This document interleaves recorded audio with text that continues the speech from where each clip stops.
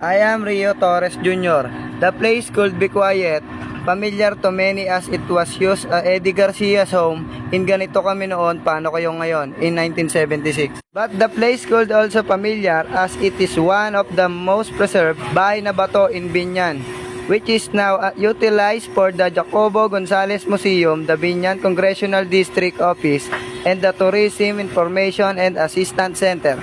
Casa Binyanense in Binyan, Jacobo Gonzalez District is a significant 19th century bahay na bato that served various roles from Don Julio Ganas home to a municipal hall, a hospital during World War II.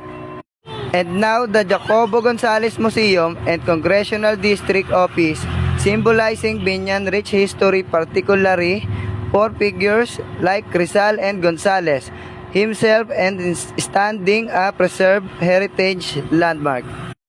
And now, the new Casa Binyanense located in Binyan Heritage District is a restored and central house, now serving as the Jacobo Gonzalez Museum, Binyan Congressional District Office, and Tourism Center, showcasing Binyan rich history, especially Rizal connection through its architecture, mix of old and new.